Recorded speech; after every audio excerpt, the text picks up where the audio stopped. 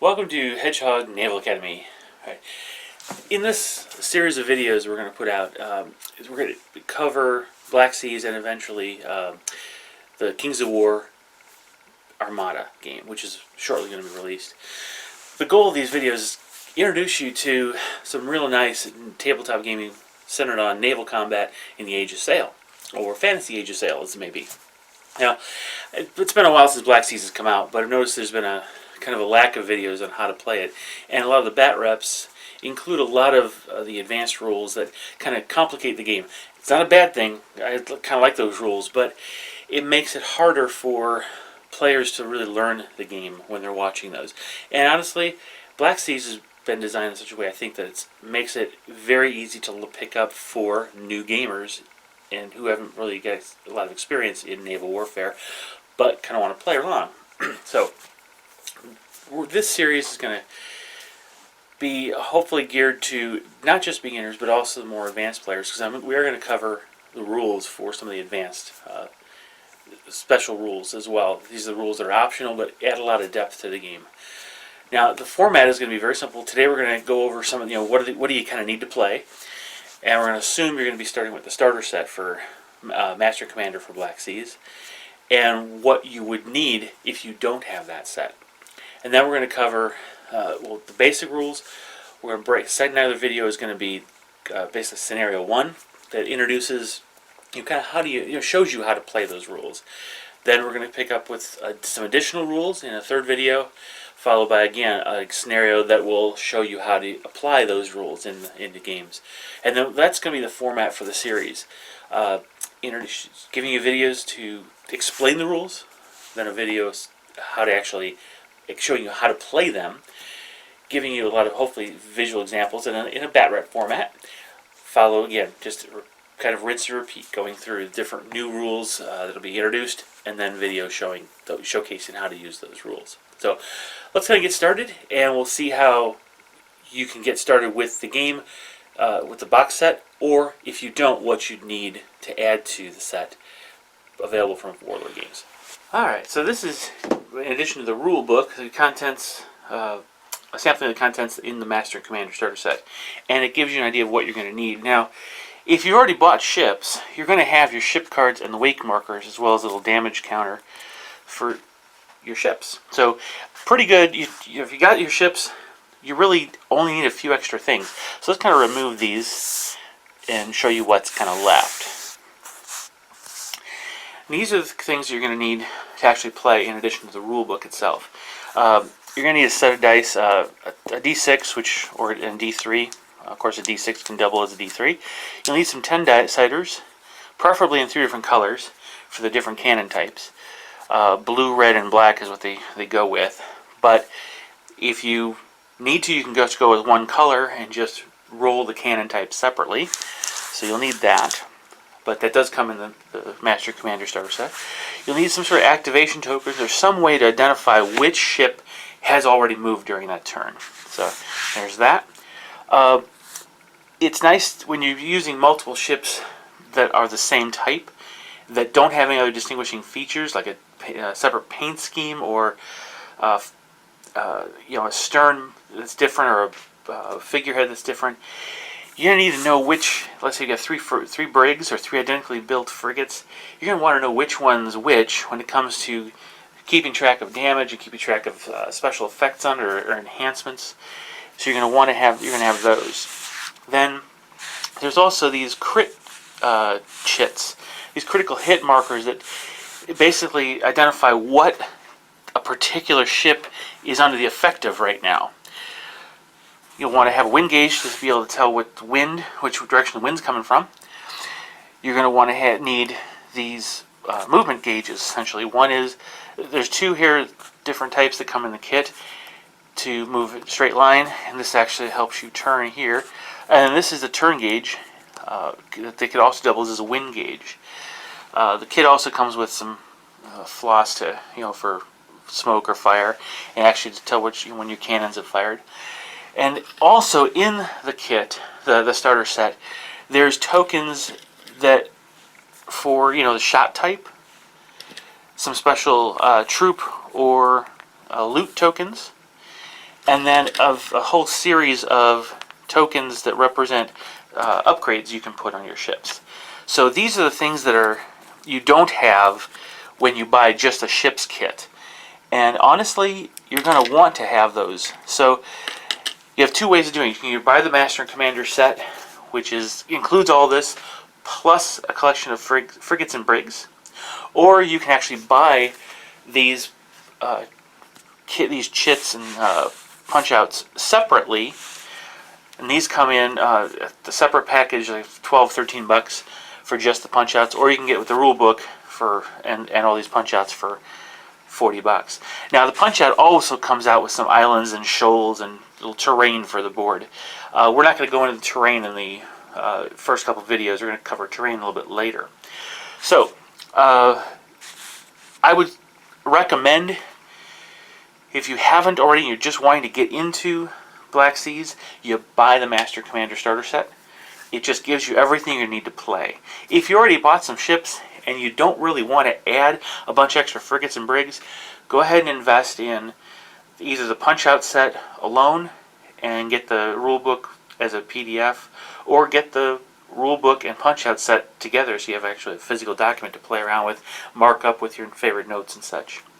Alright, so that's really what you need to play.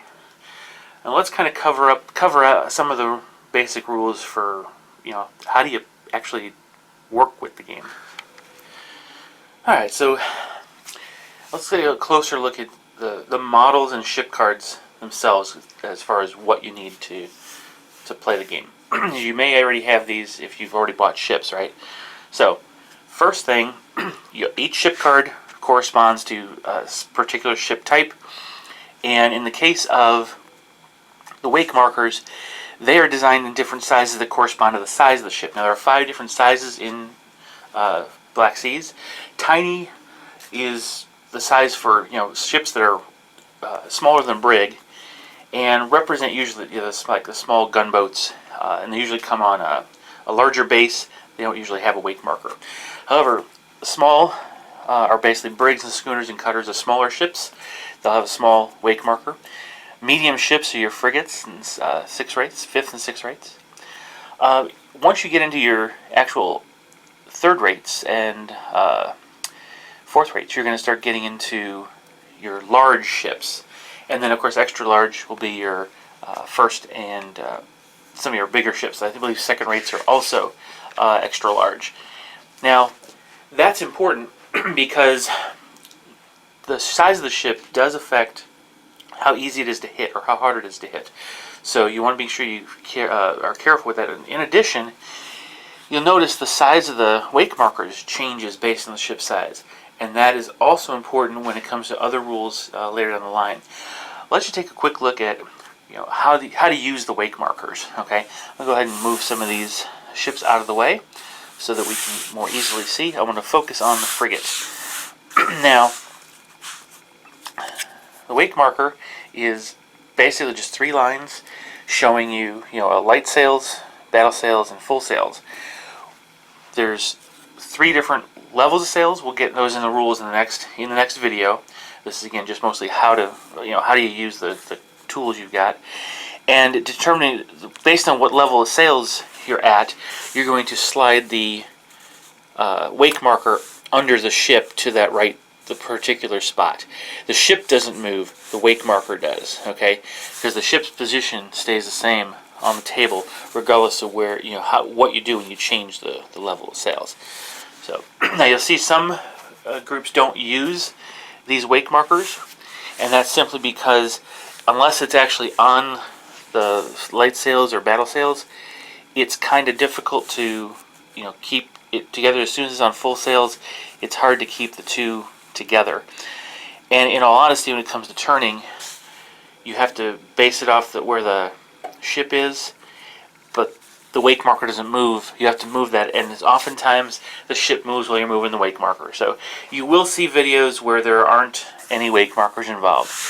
But you can then use the wake marker with the ship card, and for example, you could just put it here and line it up so that like there's the full sail, battle sail, or light sail, just on the ship card itself. That's another way of doing it. But either way, that's what the wake marker is for, to document for everyone to see what speed your ship is actually traveling at. Okay. All right. Let's quickly review the actual card, ship card itself. Now this is the frigate, and it actually has all of the details on it.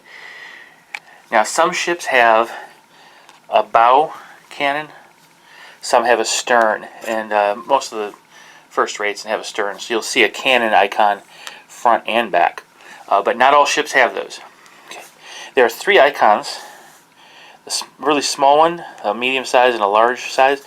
So there are heavy cannons, light cannons, and these are the cannonades. Okay, so there's a light cannon up front, and on each broadside has 1 light cannon, 1 cannonade, and 2 heavy cannon. Okay. To contrast that, let's take a quick look at the brig. The brig just has 2 heavy cannon on a broadside. Nothing front, nothing rear.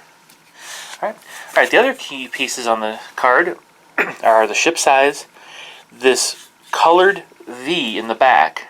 That's either going to be a yellow or red angle, and we'll see it in the next video when we talk about how to move. That defines which turn angle the ship uses. Then you've got on the blue bands top and bottom, you've got the damage track. Now you'll notice on the steering wheel, the helm's wheel here, it gives you a number, and that's the number of hull points.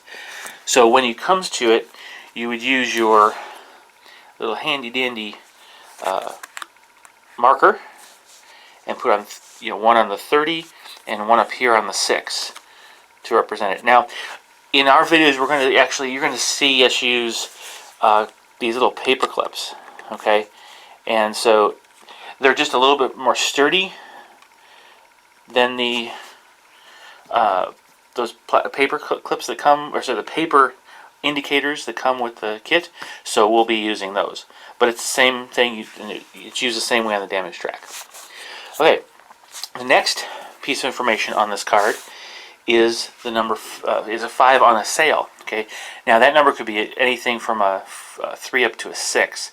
I don't know if there are any 7s out there yet, but anyway, that's the speed that the ship will move, the number of units it moves every time it moves. And so again, we'll talk more about that in the next video, but that is the ship's speed. And finally, at the bottom here is a flag that has a number on it. That essentially is the point, the hull points at which the ship basically is going to surrender. So anytime your hull damage track gets below this number on the flag, your ship has a chance of surrendering and being out of the fight. Again, we'll cover those details in the next video. But that's the ship card and the details that are on there. It has all the information you need in one handy location. The one thing you may need to do is, depending on how many of those ships you're running that are the same, you might have to place a special, one of those little flags down to kind of show which ship is which. Okay, because again, if you have several, 4 frigates on the table, you want to make sure you get the right one marked with the right damage or upgrades or all those kind of things. All right, so that's everything about the ship itself. All right, so that's the basic materials you need and how to kind of use the ship models and the ship cards themselves. In the next video, we're going to actually begin the rules, covering the rules, and how does the turn progress, how do you actually move the ships, and how do you actually do basic fighting, right? So I hope this was a good introduction. Hopefully actually piqued your interest in the game and gives you an idea of whether or not what you need to buy to actually get started playing the game. I do know some people who have just simply bought the ship or two, and of course they don't have the rest of the tools to actually start playing the game. They have to rely on somebody else who has those. So hopefully this has given you the information you need. Go ahead and do us a favor and share, like, subscribe, and we'll all see you in the next video. Bye-bye.